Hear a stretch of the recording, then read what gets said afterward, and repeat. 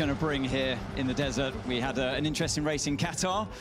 Tees it up nicely for this weekend, doesn't it? And also, this weekend, we have these two sessions, FP1 and FP3, that aren't really as representative. So there's so much they won't know, even when they've done an hour's running. All we can see is who's kind of on top of things and who's got a lot of laps in, but it's later on we'll find out. Well, luckily, it's a well-trodden path for all the F1 teams. Been coming here since 2009. So it's, yes, we've had some resurfacing, I believe, through turns 2 and 3.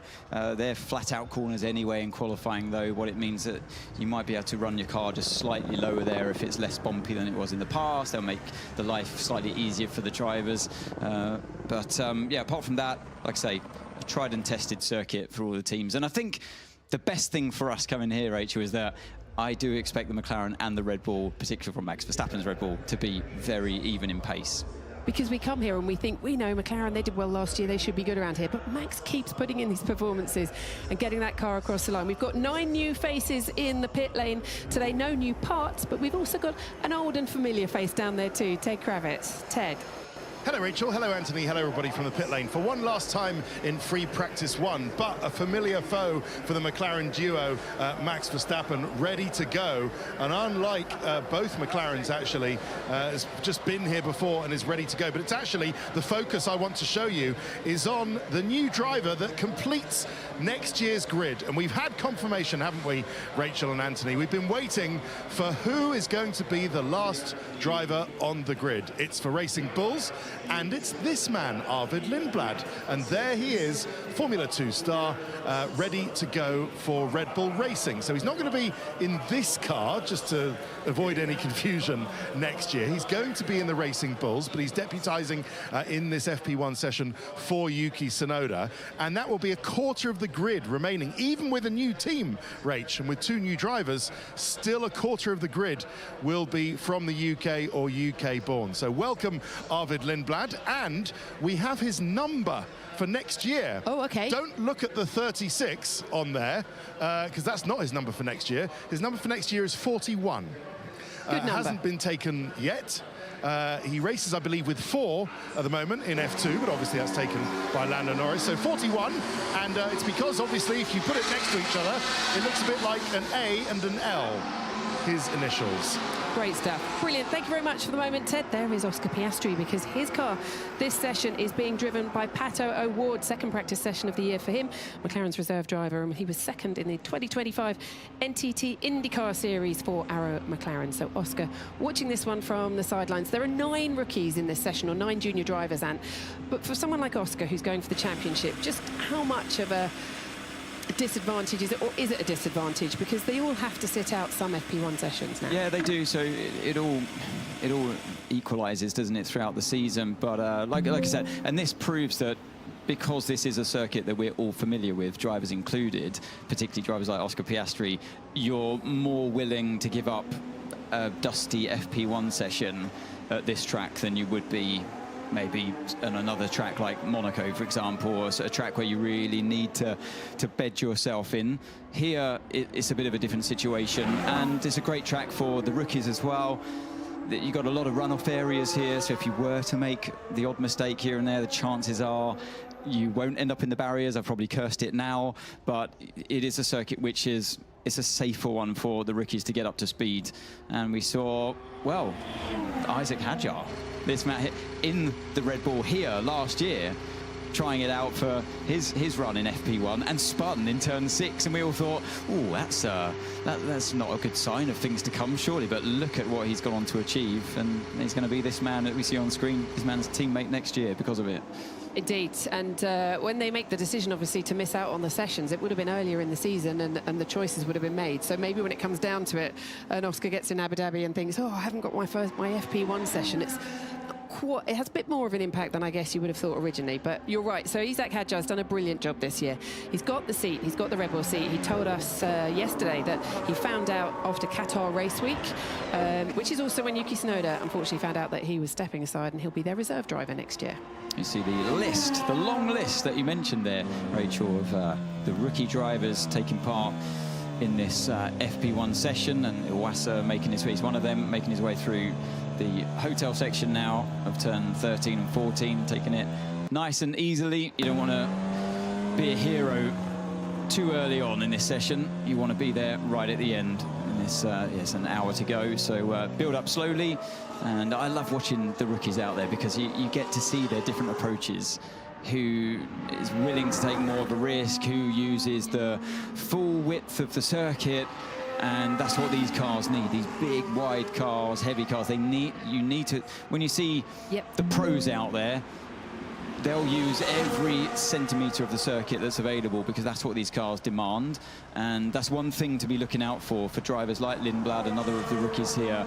I just see, like, before a corner entry, see where he places his car. Does he go right to the white line? Yes, he does. And maybe you'll see even using a little bit of red and white curb before they turn into turn 5 later on. But it's those kind of telltale signs that I can read into, because that's what I'm used to seeing like I said, the pro drivers out there that are more in tune with the circuit and their own cars. Well, watching how Arvid Lindblad gets along is Laurent Mekies. He's on the pit wall. He's one of 2 pit bosses we have for you this weekend. Both bosses of the protagonist teams. You can see Oscar Piastri there, and he is in Zach Brown's seat, but Zach is there as well, and Zach will be chatting to us, as will Laurent, across the weekend. So we're very glad to have both of them with us this weekend on Sky F1, keeping a close eye on these juniors, but also, God, this championship. And I mean, that press conference yesterday that I sat in was one of the best attended I've ever sat in, and also just the atmosphere, the vibe. I mean, the drivers were the most relaxed people in the room. And I believe them when they said that I haven't felt tense until this moment now, when I've been asked all these questions from you lot, meaning the media, and then you could see that you put some bit more on edge. But yeah, you've got to try and convince yourself as the driver, as an athlete, that it's the same drill as usual. Just go at it, do your job like usual, and you'll be fine, because usually you are. But things can get the better of you when you feel tense, when you want to do the best job possible, because now it really matters. That's sometimes, you know, the moment where you see, if you say, like, take the Olympics for an example, that last long jump or that last pole vault or the 100-meter sprint, it's so easy to make an elementary mistake. Even though you've done it so many times and you know it so well. Max Verstappen now going quickest through Sector 1 and Sector 2 as we watch him in the Red Bull. You just saw Arvid Lindblad's dad watching on as well. Arvid's 2 wins, I should say, this season. He's 6th in the standings right now, but he has his seat secured in Formula 1 for next year. Coming up along against some traffic, though, this is going to be a bit of an issue this session. Everyone is getting out. That's Keon Shields in the Aston Martin just ahead of him there. Yeah, so that's what Max was backing out of, just that final corner, just catching the Aston Martin. What we're looking at here with Franco Colapinto, X in the final corner, and not enough temperature in those medium tyres. And it's very easily done, you know. You get on power, you want to straighten the car up as early as possible, get on the power as early as possible, but it's just a sign that the tyre wasn't quite ready for... Oh, and you've got Paul Aaron, another rookie driver here, who, doesn't... Whatever you can do, Franco, I can do it more extreme. He's 3rd in F2 in 2024. This is his 5th FP1 outing of the season as Isaac Hadjar. Yeah, just tripping over the Williams. Well, I don't know which Williams that was. Either Luke Browning or it'll be Carlos Sainz. Yeah, it's Luke Browning. So, yeah, so Isaac. Hadjar with you now. Yep, I didn't hear that. We've got poor radio static here. Sorry, the radio is not good. I couldn't hear you. That's a common problem here around the hotel. They have issues with the radio, and often that's where they call the pit calls. When they say box, box, it's often at that point on the track when they make them. So usually they're going to bear that in mind this weekend. So, I mean, when I was driving in Formula 1, and particularly as a test driver, the rookies out there would have a green flashing light on the back of the car. So it like would an L plate. Exactly, it is, yeah, like an L plate. So the drivers like Hadjar catching up, he doesn't know who's in that car when it goes into turn 12.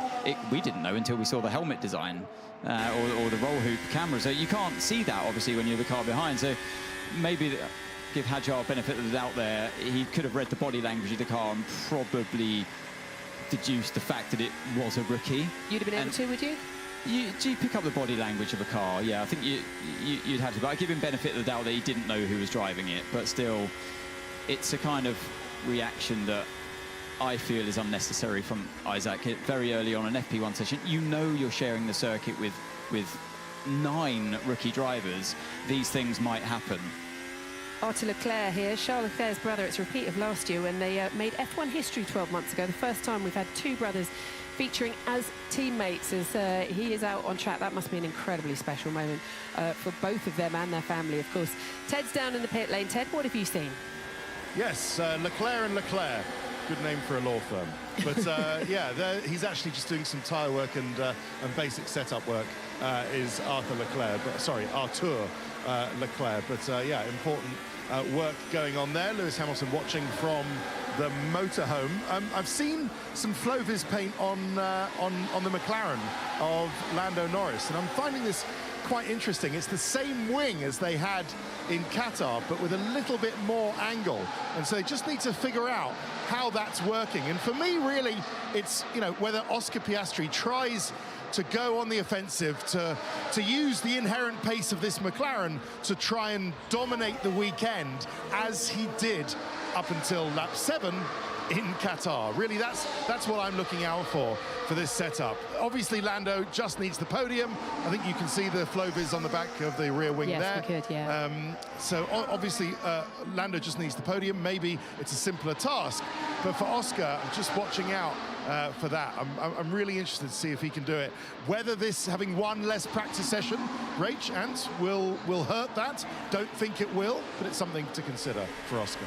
And they said yesterday in the press conference, Ted, that they share all their data. They joked about putting up a cardboard divide so they couldn't see each other, all their information, but they're not. They share everything. Ted, I also wanted to go and have a look and just check out the Red Bull rear wings, because there were some reports yesterday that they've changed the rear wing from the one they ran in Qatar. So it'll be interesting to see what they've done coming into this weekend, because as Ant said, Max could well feature up there and challenge them. Lando has gone quickest now overall. On the medium tyres, though, as the Red Bull and Mercedes are out on the hard tyres, as Max goes 3rd quickest, still on the hard tyre. Pato O'Ward on the soft tyre and looking pretty racy through that final sector of the circuit.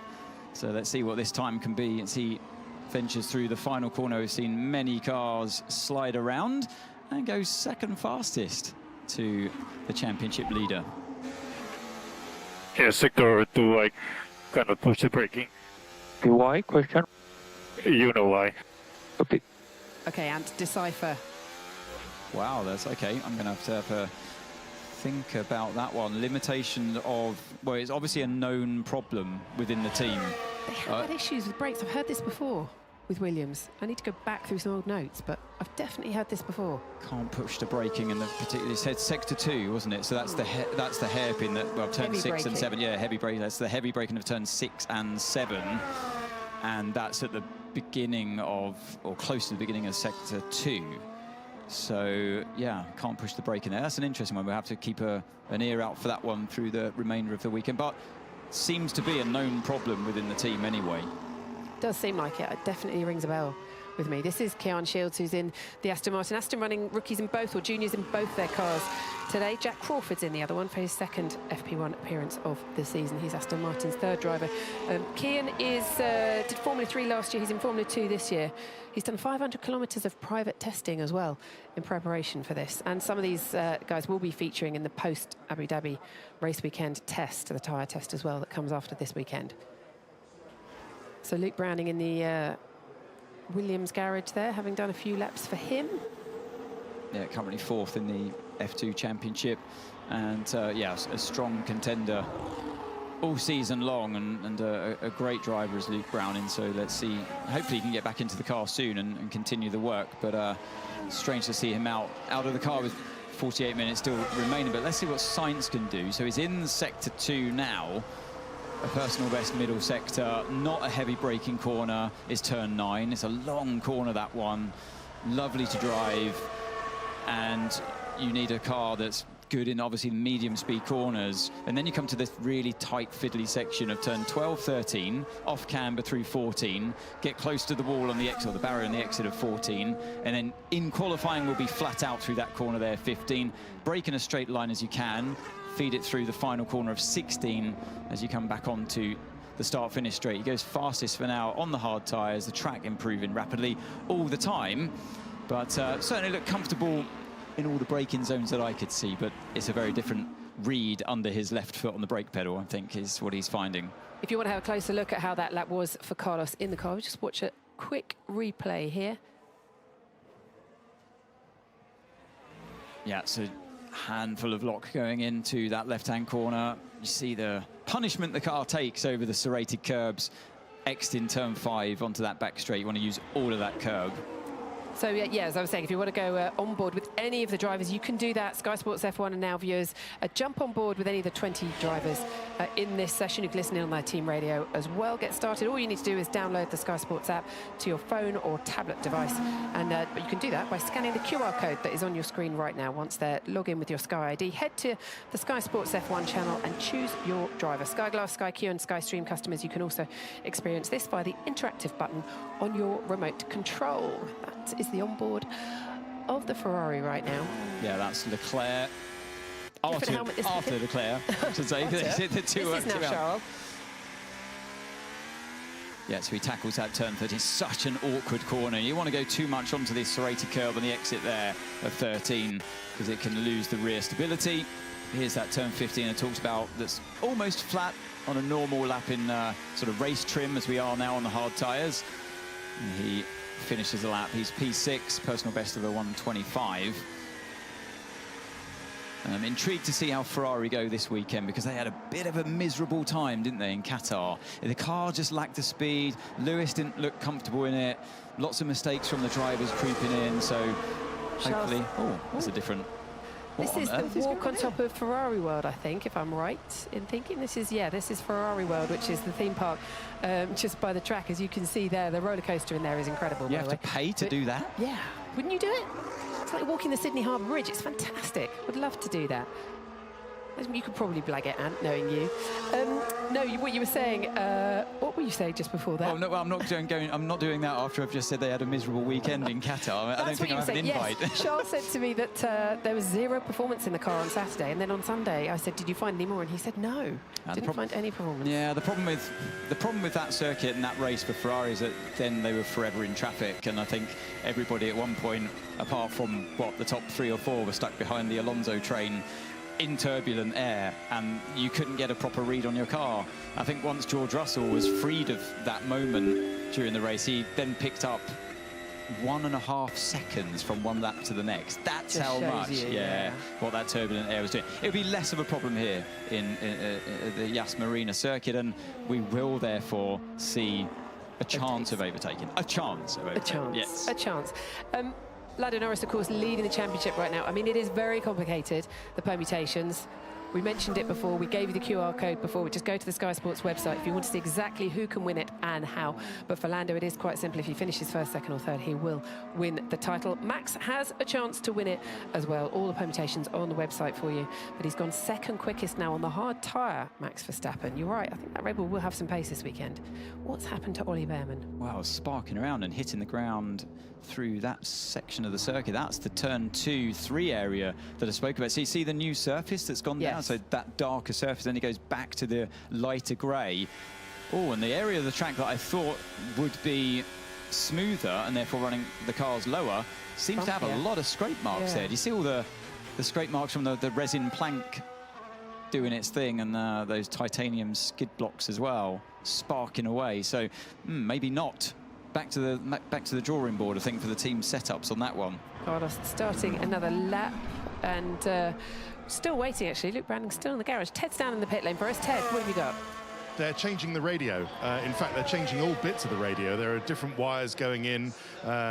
He's putting his earplugs back in. They're the only things that are still the same part. The helmet's about to go in as well. So the radio technician down here at Williams has been told by the engineers, look, I know it's patchy and it can be patchy for all drivers, but it is important that we're able to tell Luke, particularly at all times, you know, what's going on around him and what we need him to do. So that's why they've taken time out of his program to actually get this radio issue fixed, hopefully for them, and he'll be out soon.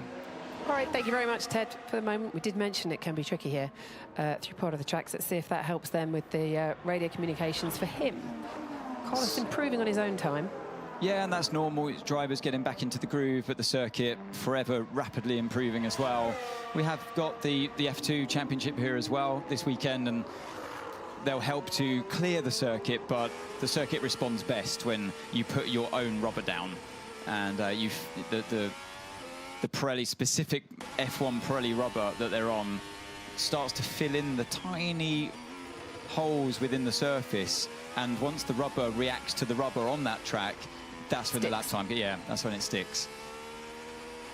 You do get a difference, don't you, between the sessions, as we mentioned before, FP1 and FP3, and then when you get to qualifying in the race. So they have to allow for the changes in the tyre and car behaviour and the different temperatures. Looking at George Russell here, kicks out the rear end through turn 12, and can they be a factor this weekend?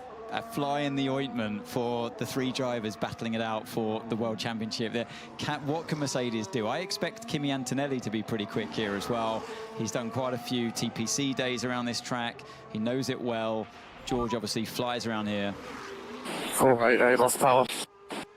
Okay, stand by. Oh dear. We have a leak, hydraulic leak. Yeah, going down towards turn 6 at the moment, Ollie Behrman, and crawling along.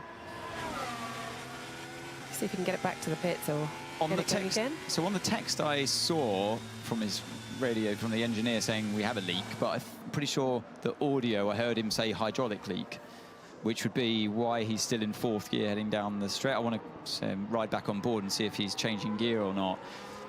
That's usually a telltale sign that you've lost hydraulic. Oh, look, and if by magic we... Oh no, down so to he 3. is. Yeah, so he's changing gears, so maybe not hydraulic leak. You can sometimes lose power steering as well, because the same system controls the hydraulic power steering. But the fact he's changing gears, I'd say, is not hydraulics. Half a lap to go to get round back into the pits, if that's what he's going to do. Nico Hülkenberg's gone quickest on the medium tyre. They pop up randomly sometimes, don't they, Sauber? Well, it's been less and less random, hasn't it, in the latter half of the year?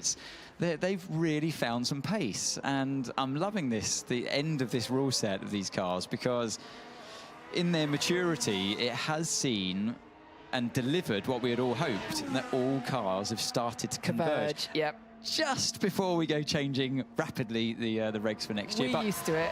But I think a complication and an unwanted byproduct of that convergence is that overtaking becomes incredibly hard.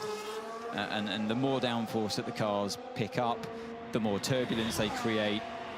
And I think that's what we're seeing, or that's what we saw in Qatar. It was the epitome, really, of a car in its latter stages of development. It usually happens. So yeah, we've got next year's reset in a way to look forward to, at least for that. Sauber just 5 points behind Haas right now, really trying to push for that 8th place. They could even get to 7th place as well, because Aston Martin are just 12 points ahead of them in 7th right now. That midfield is really tight. Lots to play for them this weekend.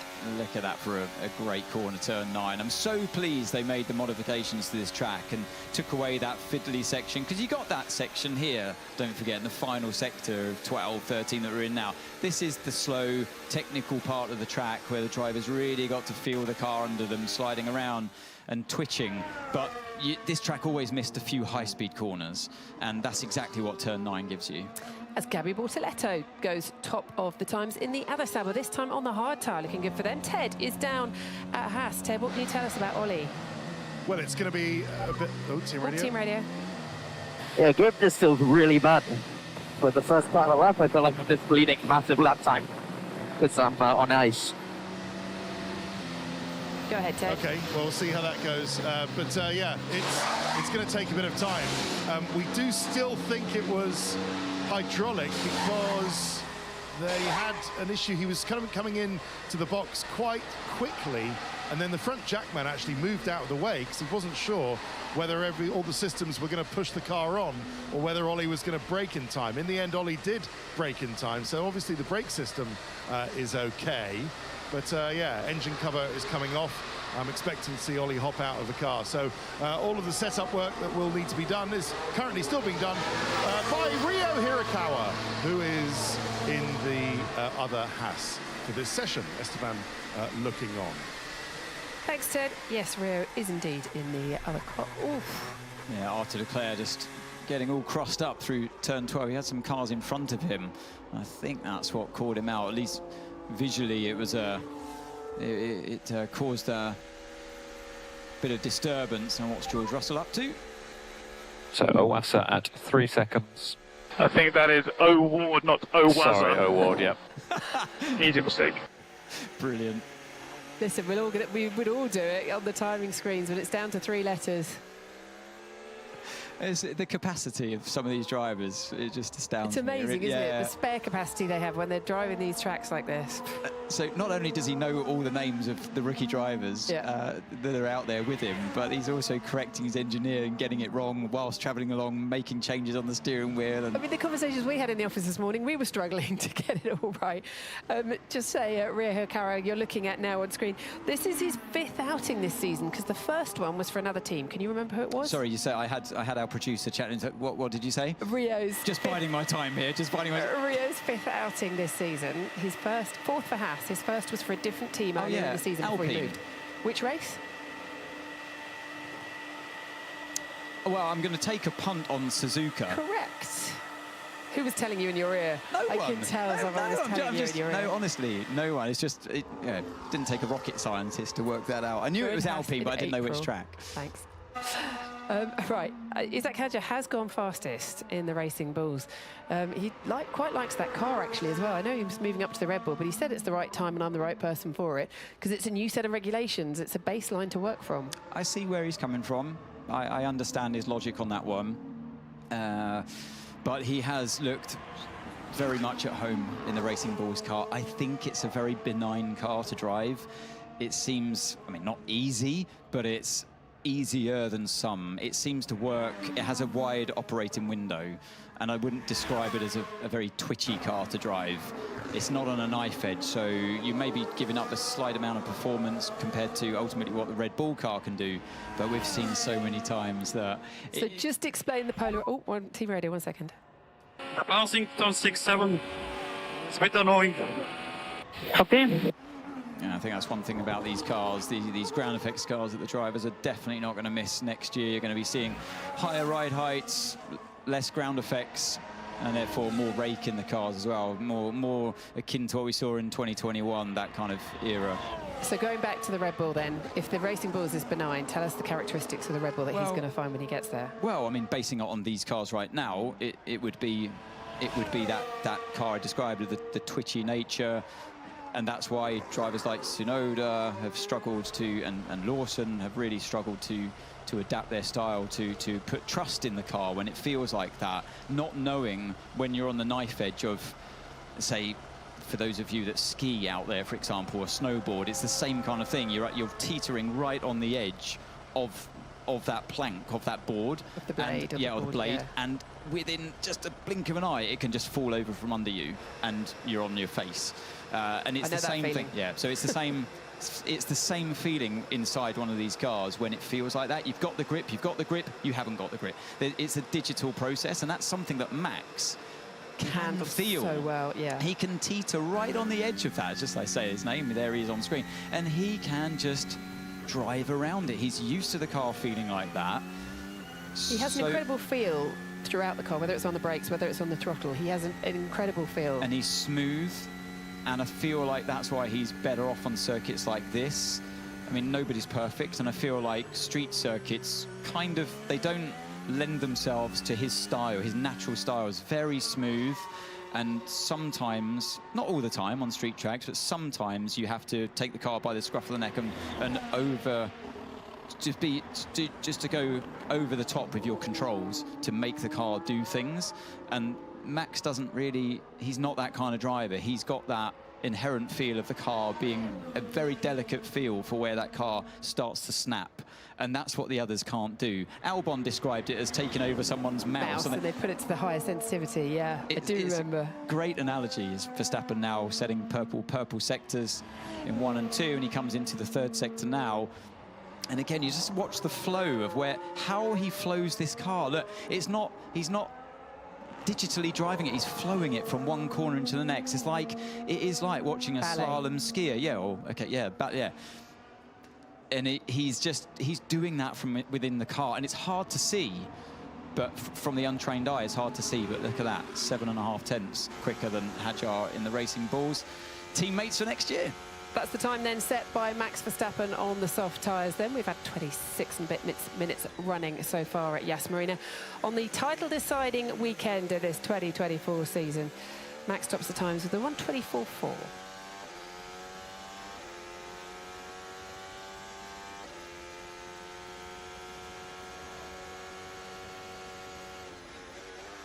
George has got the soft tyres on now as well. Let's see what he can do in the Mercedes.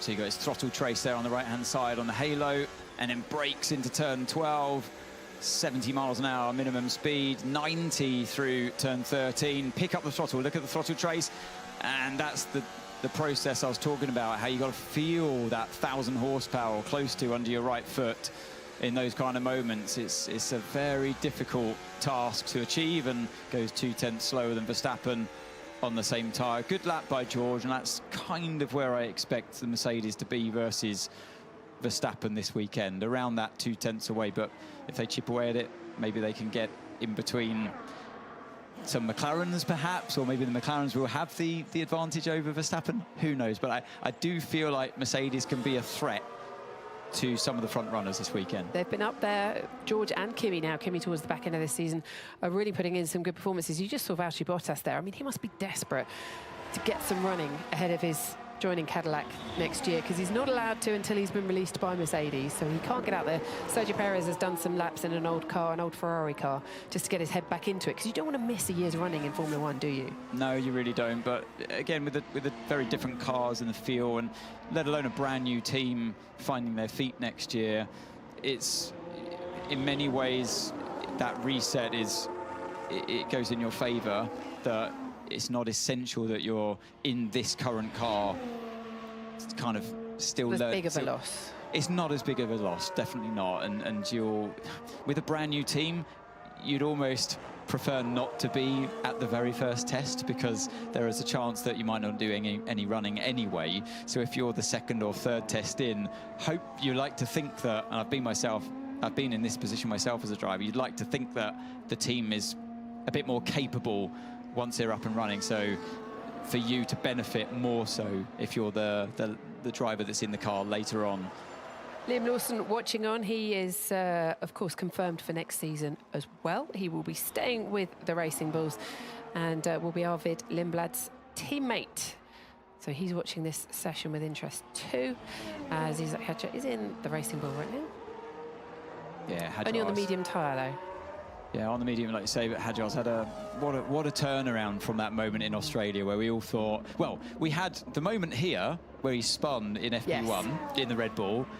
This time last year. Then we got to Australia, and he crashed the car even before the start of the race, and it would have been very easy to write him off, wouldn't it, in that moment? But what a bounce back he's had. You'll be able to see a lovely chat with him and Martin Brundle actually in our coverage this weekend, so stick around for that. Oof, as Hulkenberg's coming across traffic, he's on the soft tyre. Let's see what this Sauber can do. Goes third fastest. I love how you're always surprised that the Sauber's up there. It's they can do it. They can. They've had many top 10. I don't know exactly how many, but they have had many top 10 appearances. Huge notebook out, aren't you, to have a look? We'll give you time. Thanks.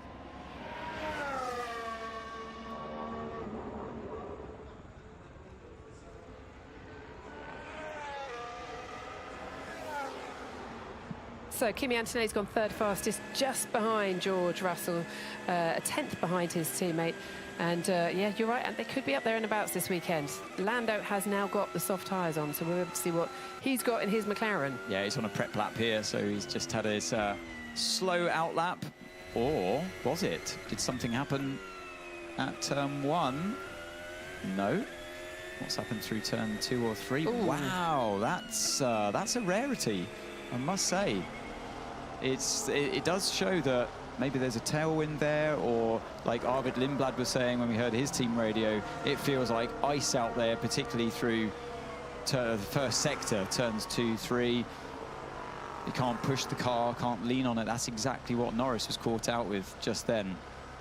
It's all those little moments you don't want to happen when all you want is that. Anything to knock your confidence at all. This should be the perfect weekend. I just need a podium. That's all I need from this car. I don't need the car snapping on me and almost spinning in turn 2, which is usually a formality to take it flat out. So it goes to show that the track's not quite ready yet. He's pushing again this lap, though. Personal bests in sector 1 and 2, though, but he's still down on Verstappen's time. It's got to be a weird situation to be in, to know that all you need to do is come third, because your instinct is always to win. But then do you take chances on Sunday or do you not? Look at that, slightly overdriving through the exit of turn 12, pushing the rear of the car, it not responding how he wanted to. But on the second lap, that's the tyres really do start to die off pretty quickly around here, especially in green conditions with the track dusty like it is. He goes second fastest. And it wasn't a perfect lap, it didn't look like. It wasn't. So that proves that the car has got it. But don't forget, that's a few minutes later than when Verstappen put his time on the board. So the track has improved a bit. So what are the differences then when the sun sets later on? What will they be experiencing? Well, more grip as the temperature starts to drop down. You haven't got the beating sun on the track anymore, and it's quite a dark surface here, and that just absorbs a lot of the heat. So we'll keep an eye on the track temperature. For those of you watching this session into FP2 as well, so it's 32 degrees at the moment, the track temperature. That's the key to remember here, 32 degrees. We'll have to remember it too, because FP2, I'm sure, will be at least 5 degrees cooler, and therefore you get more grip from the tyre. It's as simple as that. As Max crosses the line. And actually, he was 2/100ths of a time slower than his personal best as well on his second or maybe third lap, so absolutely even with that of the McLaren. That was close.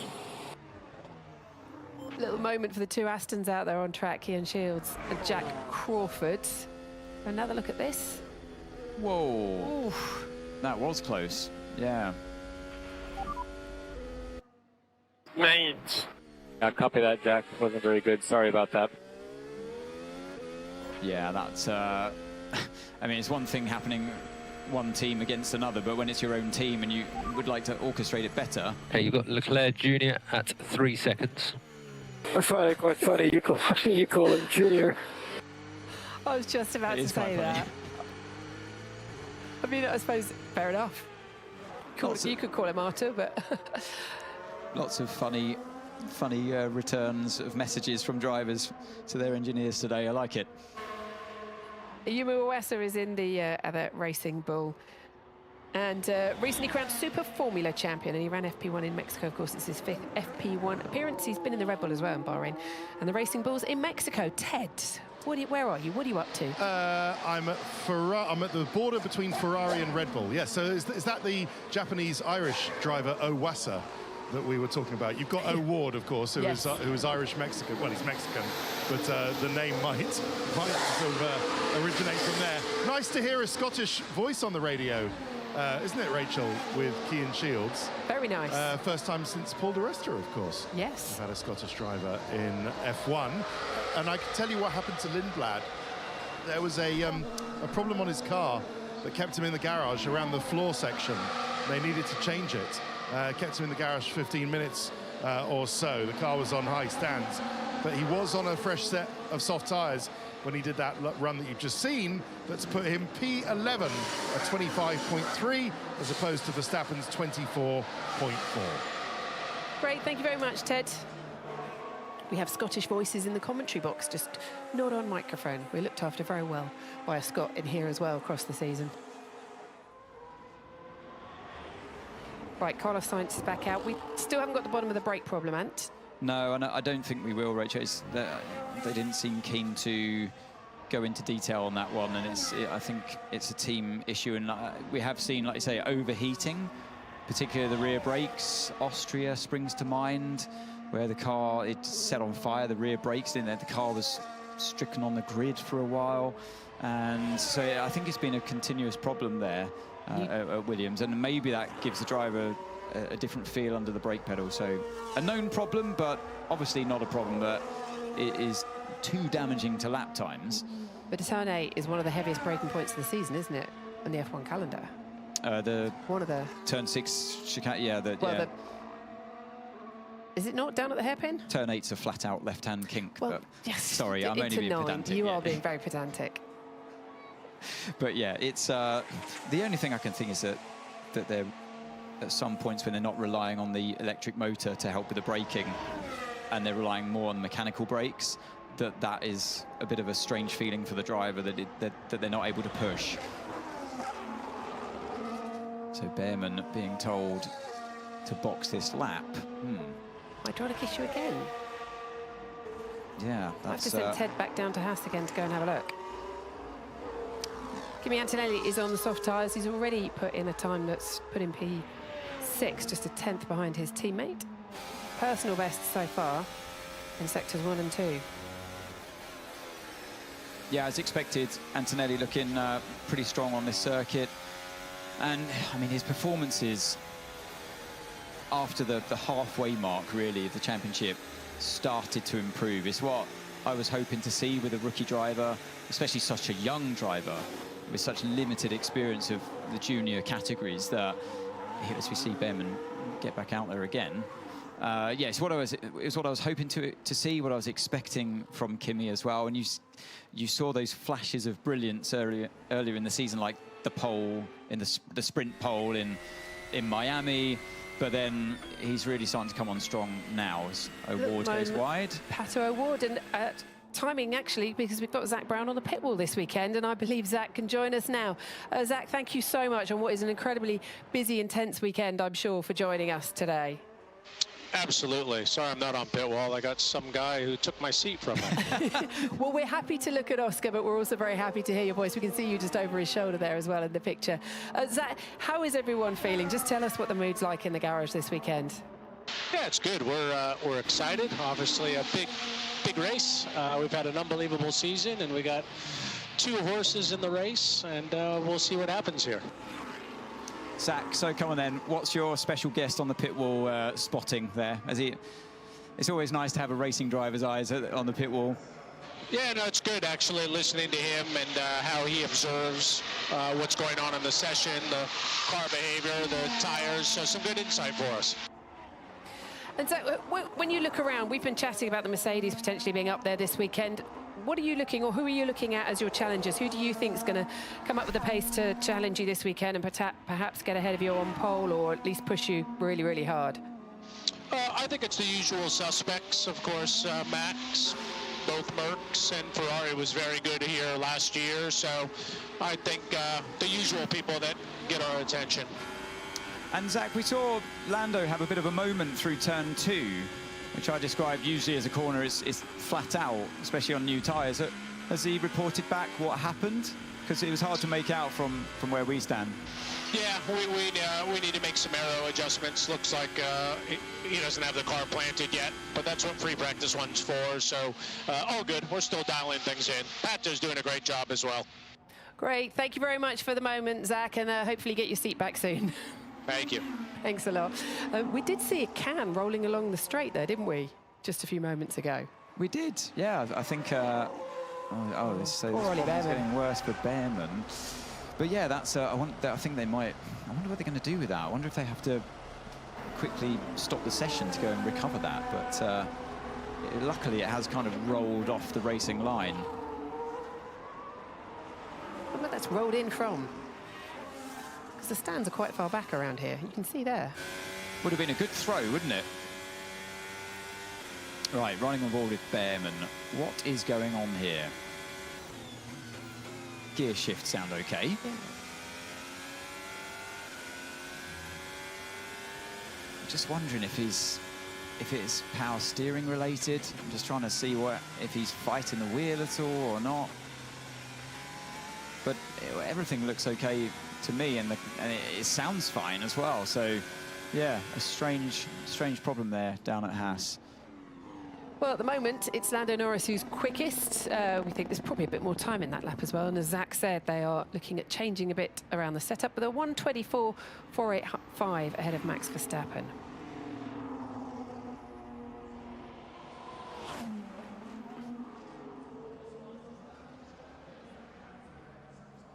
There indeed is the can, still on the track. Still water. Yeah, still I see what you did there. I still, yeah. I thought I wasn't going.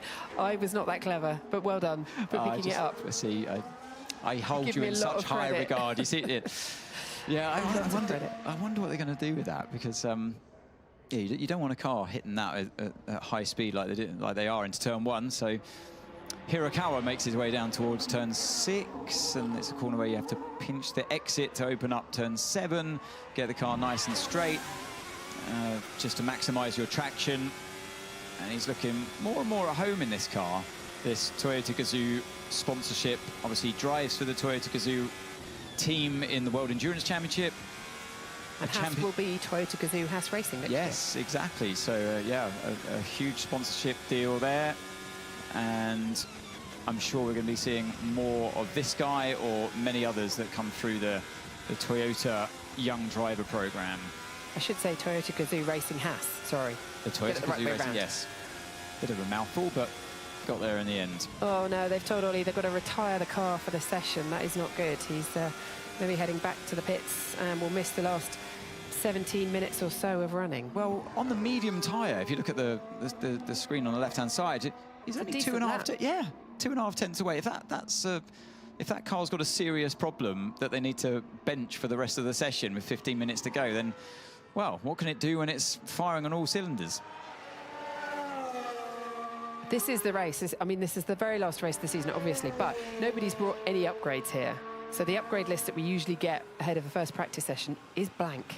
No updates for any of the teams. So everyone's working with cars they know, parts they know, and they're just trying to get the absolute maximum out of everything. And that's why we've got busy sessions. Busy session this morning, we'll have a busy session later on. Well, it's like what Zach was saying, you know, the small twitch that Lando had through turn 2, and they say, yeah, we know this car, we know where we're running it in terms of ride heights and wing settings, and we just got to bleed a little bit of front downforce out of the car, rebalance it slightly, and they didn't sound too bothered. It's because you know these cars so well, and you've just got to tweak things to suit the circuit conditions, which is a bit of an unknown before you venture out there. So they didn't seem concerned.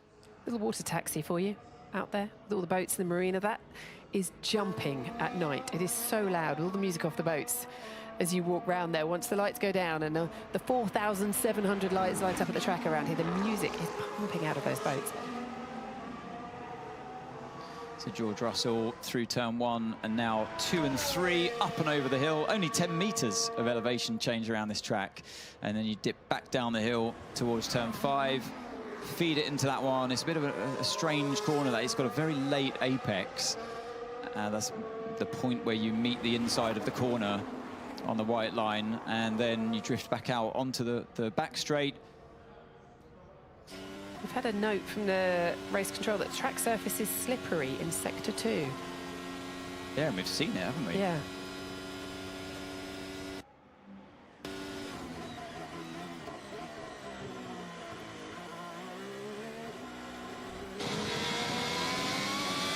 So this was the message Ollie Behrman got. Okay, Leah, we'll have to retire the car for this session. He'd been reporting the problems, but as you noted, Anne, it was a decent time on the medium tyres that he'd done at that point. Yeah, just 2.5 tenths away from that of Norris's fastest lap time. So, yeah, that's it's a strange one.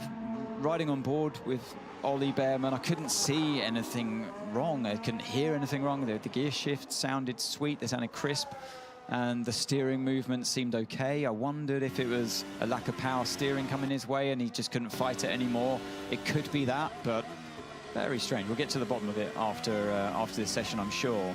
But still, the car has the pace despite it not being perfect. Yeah, looked all right. Ted, how does it look down in the garage right now? Not all right.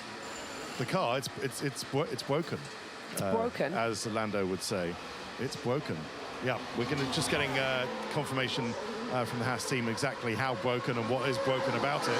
But yeah, I mean, only missed 15 minutes session time. It's not a representative condition, so that's okay. Io Komatsu's just gone to reassure Ollie that will be all right. They'll get it fixed for the rest. But I guess you could say that in Haas's condition where they are in the Constructors' Championship, and that fight between Aston Martin 7 points ahead of them and Sauber about 5 behind, then they do need all the running they can get. Thank you to the Haas press department. They've just confirmed very expeditiously that the Behrman problem is sensor related. The car is okay, basically, but the team don't know fully what's going on because there's one sensor that's not giving correct information. So they've boxed him. They need to investigate, find that pesky sensor, fix it, and send him out in free practice too. Great stuff. Thank you very much for the moment, Ted. We just saw a shot of Lando's garage there as well in the pit lane. He was talking about the Constructors' Championship. It's 92 points to Racing Bulls, 80 to Aston Martin, 73 to Haas, and 68 to Sauber right now. So all of those teams will be looking to get as much as they possibly can out of this weekend, because every place in that Constructors' Championship is worth an awful lot of money, millions of pounds, in fact. So you look at Jack Crawford here in turn 12, 13, currently sits at the bottom of the timesheets, but he's only been on the hard tyre, so a bit of an unfair comparison. He's now on the mediums, hence the personal bests, first and second sectors. So come on, Jack, what have you got next in this corner? Pops up to P18, 1.4 seconds away. And then I look to, the next Aston Martin, who's, down in 20th as well. So you've got the two rookie drivers, of course, there for this FP1 session, which is always, it makes it difficult, doesn't it? Because you need a reference, and I think from a team's perspective as well, you want to see, if you really want to see how your rookie driver's getting on, you need a known quantity to have as a reference, and that's what I'm missing here, and I feel like, well, that's what the team themselves will be missing. So they missed the dinner last night as well, Alonso and Stroll and Nico Hülkenberg. 17 of the drivers went for dinner last night for their end of season dinner, and they were the three that were missing. But it seems like they do get on really well. Good bunch, all going out for dinner to celebrate at the end of the season. I'd love to be a fly on the wall at that dinner. I think they were talking about the championship. I'm sure you would. They were ribbing the three protagonists and winding them up. Luke Browning, 17th so far in the Williams, and now we jump back on board with Arthur Leclerc through that final corner. And actually, it's nice to see him back out here this year, because he had very minimal running last year, didn't he? So it's nice that the team have given him that tryout again. A bit of a race going on here, look. Hülkenberg. 250th Grand Prix this weekend. He's celebrating, sort of very special race helmet this weekend. Yeah, it looks pretty cool, doesn't it? Hülkenberg's helmet design, as it does get past Colapinto's Alpine. It's great that we have these rear-facing onboard cameras now.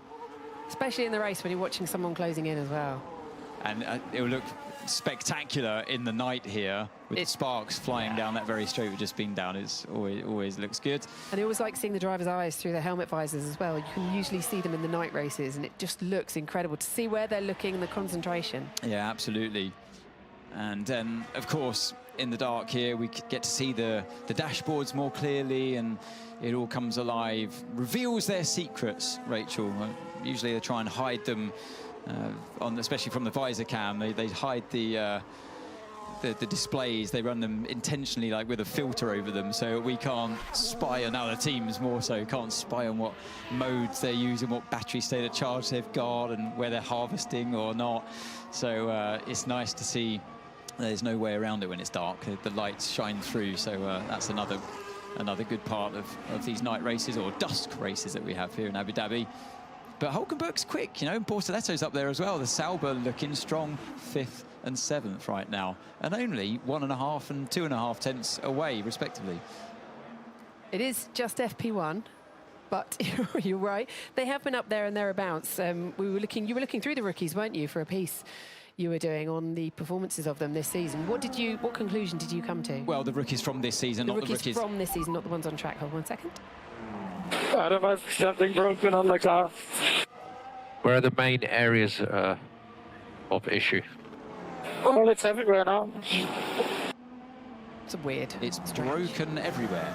Something's broken, and the issues are everywhere. Well, maybe he's feeling that the car is touching the ground too much. He's, a mechanical problem on the car that's causing the car to bottom out and jump around, and that can affect things sometimes only in the high-speed corners, but then you're starting to feel that everywhere. You can hear the car. Doesn't sound great. Yeah, at the high speed. I mean, that's normal in these ground effect cars. They do run them low, and you hear this bottoming out. But I mean, it looks fine from what I can see. Let's see how it reacts in turn 9 if we stick with him. He's really taking it easy through there, actually. So he's doing race running right now, not really pushing the car through that corner. Still out there on track, as you saw just then. He cannot win the Drivers' Championship unless he finishes on the podium this weekend. Just one of those scenarios we were telling you about. There is Zach Brown sitting there with Oscar Piastri in front of him, still on the pit wall. I love it how Piastri's demoted Zach to be standing behind him rather than in his own chair. But we spoke about the McLaren's rear wing right at the beginning of the session, didn't we? With the flow vis, is what's Charles Leclerc been up to here on the approach to turn 5. Oh, yeah. Just spun in Qatar as well. It's, you know, it's this problem that Lewis found difficult with the car. I remember the spin he had in the final chicane and said, I've never had a car do that to me before. And yeah, it does seem to be a bit of an Achilles heel with the car, doesn't it, into those braking zones sometimes, not all the time. And it's maybe this handover to the hybrid system, the electronic braking. I think Charles needs some burnout for the front. Yeah, he's spanning turn 5. That's brotherly banter, that is. Yeah. He's just showing off the fans, doing some burnouts. Oh, dear. Little dig at his bro. How dare he? If you noticed on the graphic, Charles is LEC, Leclerc, and Artur is LEL for Leclerc. So, finding alternative ways. Go on. So I was going to say about the McLaren's rear wing, we saw the flow vis paint, didn't we? And it just a few theories on this one has been sent to me that maybe it's they're checking the stability of the rear wing, even if they've made minor tweaks which haven't been visible or declared, and maybe they're just combining that with a different beam wing and are checking the flow of the rear wing. So even though it's a wing that we've seen before, you would put the flow vis paint on if you've changed any other item around it, because it changes therefore the flow of the wing. So that kind of makes sense. We've got just under 6 minutes left, and I've been peering out the window, Ted, trying to see where you are, and I can't see you from my position right now. Where are you? Can't you? Where is your position? Well, we're kind of opposite, just down from the podium, so I'm peering right down. Can you see the Red Bull garage?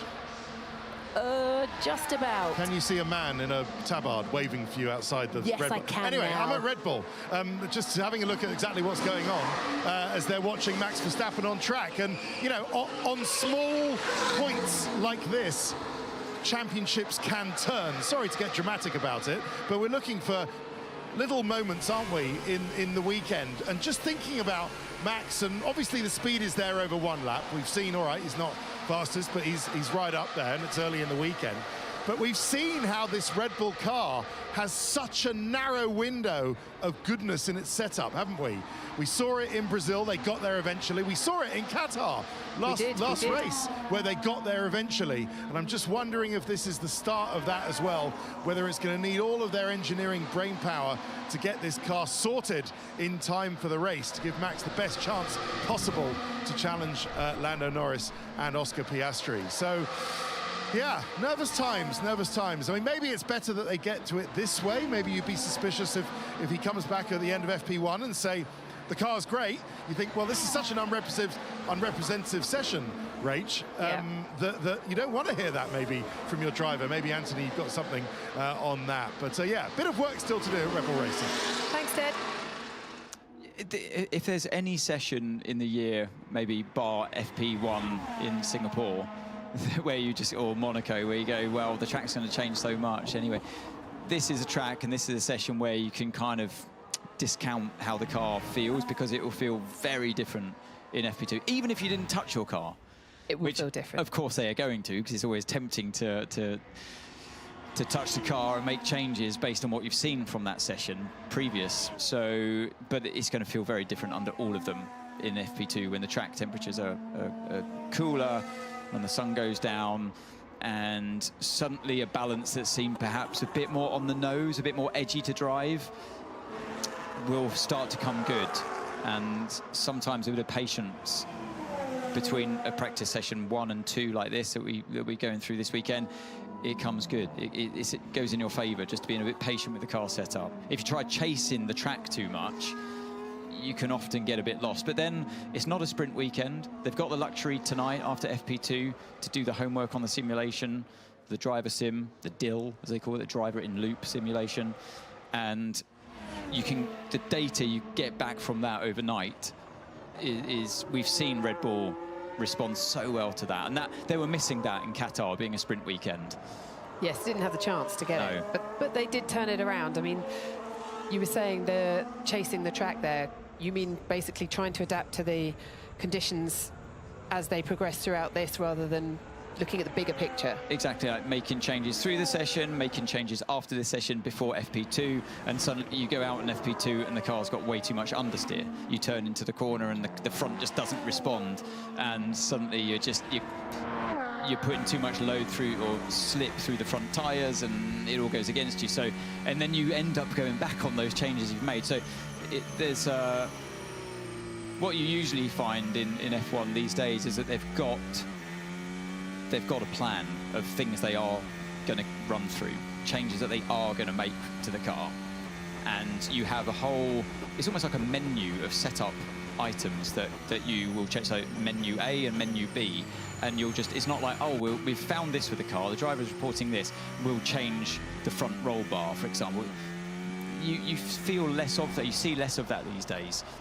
It's more about, okay, it's doing what we expected with menu A, so we'll do menu B because it's kind of all preset. These are incredibly complicated cars to set up. Even some of the best engineers in the world in other disciplines, other categories of motorsport, wouldn't understand what these cars do and what the requirements are to set these cars up. I remember Fernando Alonso was asked a question about some intricate setup details, and he said, you wouldn't understand it even if I explained it to you. That's what these cars are like, and he's absolutely spot on. But as you were saying, when you've got these plans for their sessions, if the car goes into the wall, someone has a spin, someone has a crash, there's so much information that they don't gather for the rest of the weekend. It's true. It doesn't confirm what you might have predicted from your menu of setup for this. What are you pointing at? I'm looking at all the information that they get there in front of them. We have a... Well, it's more GP's laptop. Well, GP's laptop is fantastic if you see that there at that screen. But all the information they have up there on those walls, I mean, we deal with, what have we got? 1, 2, 3, 4, 5, 6, 7, 8, 9 screens in here, and that's a lot to look at. But all that information they've got in front of them there is quite incredible. But every single bit of it is a tiny bit of information or telemetry or data telling them about the car and about the track. So Kimi Antonelli reporting that he's bouncing in high speed. So, you know, that's an unwanted byproduct to running the car low. But running the car low gives you more downforce, as we know with these ground effects cars. The lower you can, a bit like a vacuum cleaner, the closer you get it to the ground, the more suction it gets. Cleaner carpet. But if you go too low, it stalls. Yes. And it doesn't suck anything up, does it? Anyway, so it's a good analogy for how these cars work. But over a rough surface, they hit the ground badly, and that gives the driver a really uncomfortable feel. But it's necessary to have to run the car that low. Like vacuuming over cobbles. Exactly, yeah. You want it nice and low, but it's going to be a rough, bumpy ride. But, you know, these cars, what goes on in terms of setting these cars up is what they call through corner balance. Which is? So like here, so he's going through the corners. It's a journey through the corner. As you turn into it, the car does one thing. You get into the middle, it does another, and on the exit, it does something else. And it's choosing how your car behaves in a slow-speed corner and that through-corner balance, and how it is in a high-speed corner and the high-speed through-corner balance. And you can't have your cake and eat it. Well, that's what I wanted to ask you. You can't have both. So you have to find somewhere that you can deal with a compromise. Exactly. We are so slow, huh? Yes, 29.7 are the others, and we're on 30.0. The car feels just like it has zero grip. It's unbelievable. I really don't get it.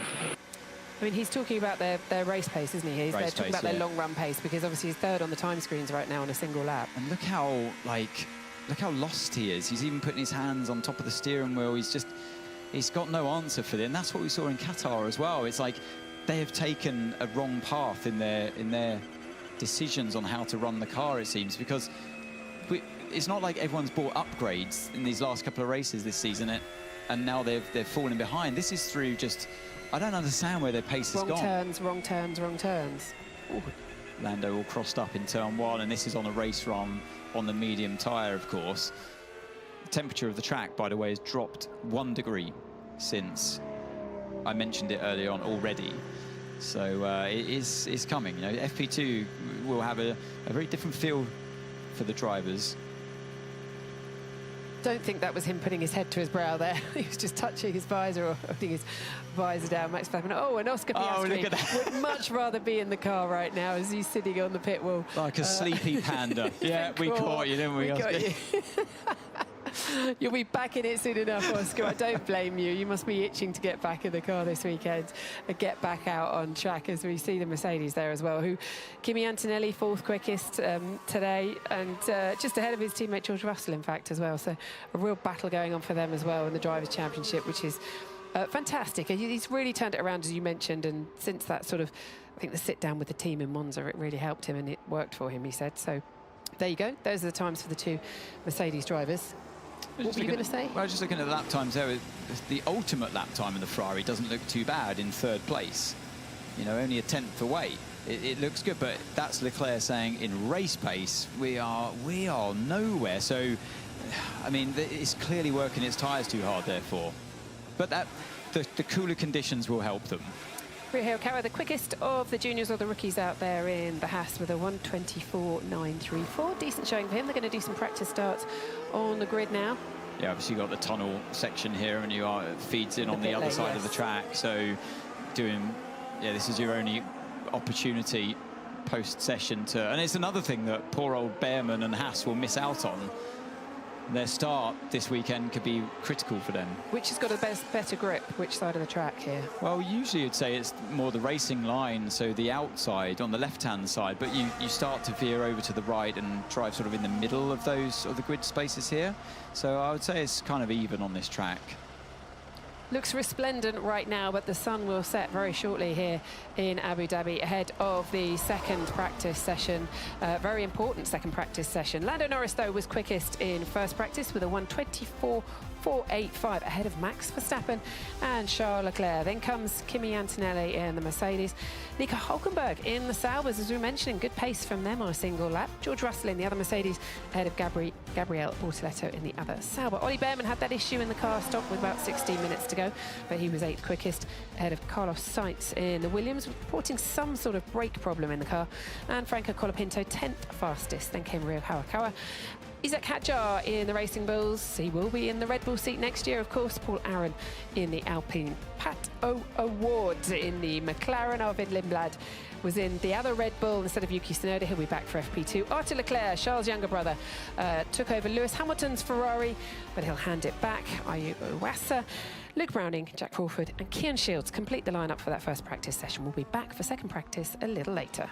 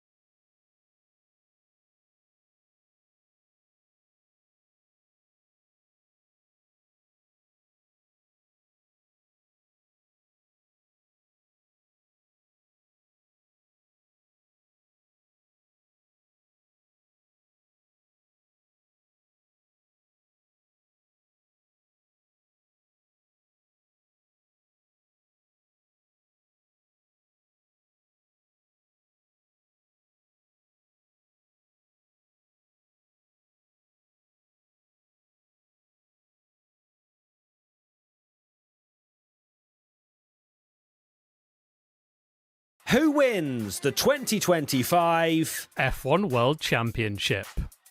It's going down to the wire. The wire. So unserious.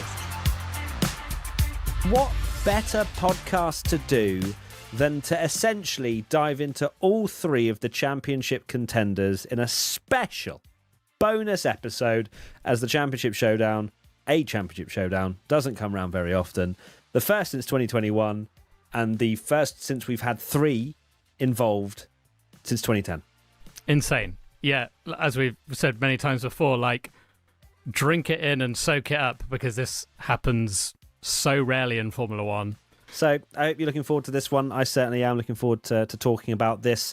And, just let's feed the hype. Leave a like, subscribe to this channel. If you listen to audio, leave us a 5-star review. If you're on YouTube, leave us a like, subscribe. Let's get this pumping, because I'm absolutely vibing with this, and it shouldn't be this shouldn't happen. This should not be the case, but it is. And we're going to dive into all three drivers right now. So let's begin with Oscar Piastri.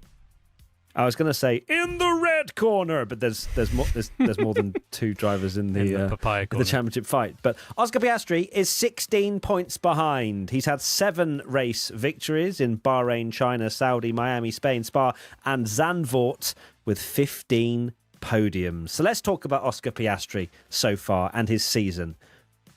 We thought for 2/3 of this Formula One championship that Oscar just had it. Just about had it, right? He wasn't home and dry. He wasn't 2-3 race victories ahead, but he had a comfortable buffer. And every time it sort of started to narrow back down and get a bit closer with Lando, a big moment like Zandvoort came in, or perhaps Canada.